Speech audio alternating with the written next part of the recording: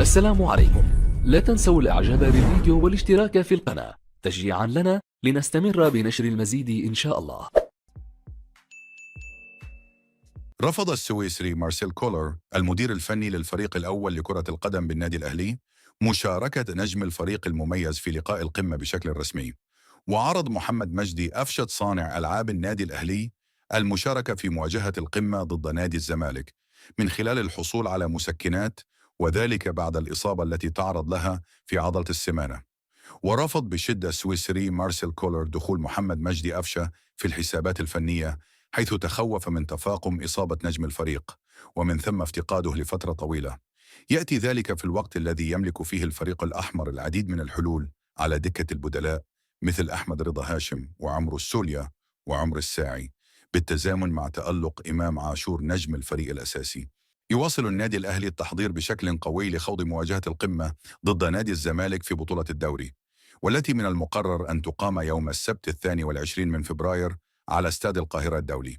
ويخطط السويسري مارسيل كولر لمفاجأة داخل صفوف القلعة الحمراء قبل خوض لقاء الزمالك المرتقب في التشكيل الأساسي. حصل السويسري مارسيل كولر على الضوء الأخضر من جانب الطاقم الطبي في صفوف النادي الأهلي بشأن الاعتماد على خدمات أشرف بن شرقي النجم المغربي في جزء من المواجهة القادمة ضد نادي الزمالك. واستقر المدير الفني للنادي الأهلي على خطوة دخول المغربي أشرف بن شرقي لقائمة الفريق، مع التفكير بجدية في مشاركته في جزء من اللقاء. وارتفعت بشدة فرص مشاركة الثلاثي في خط الوسط أحمد رضا ليكون هو مفاجأة اللقاء.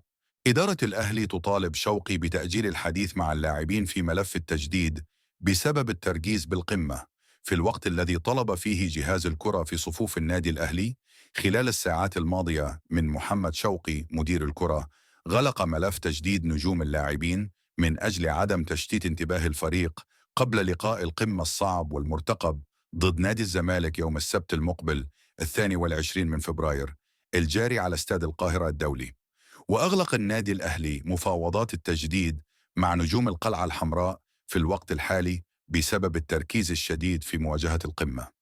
وكانت هناك مفاوضات من جانب محمد شوقي مدير الكرة مع أكثر من لاعب في الفريق قبل أن يتم تأجيل المفاوضات مع كل من رامي ربيعة وياسر إبراهيم وحمزة علاء ومحمد الشناوي وأكرم توفيق لما بعد مواجهة نادي الزمالك.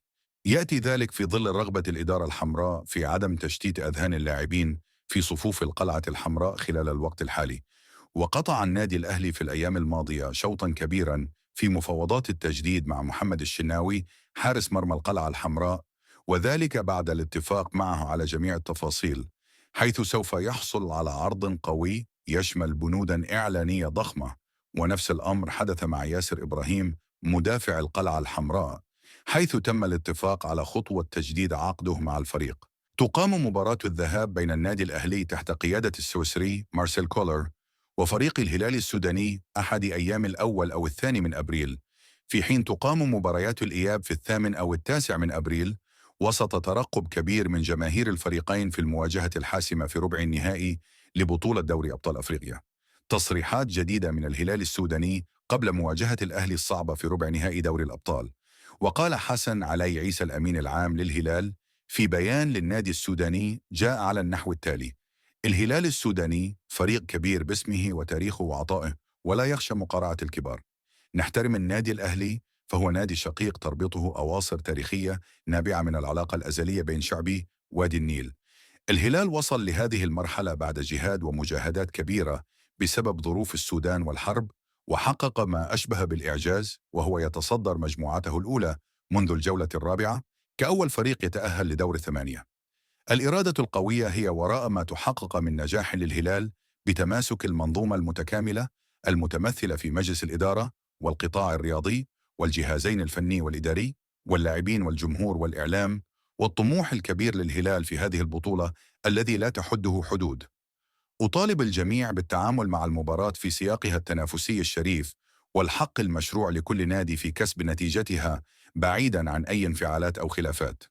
هذه المباراة يجب أن تدخل في إطار تعزيز الثقة والعلاقات المتميزة بين الشعبين الشقيقين السوداني والمصري بعد مواقف مصر المشرفة، وهي تفتح أحضانها للسودانيين في هذا التوقيت الصعب مع حرص فريقنا على مواصلة مسيرة الانتصارات وتحقيق طموح وأمال جماهيره بالوصول للأدوار النهائية في البطولة.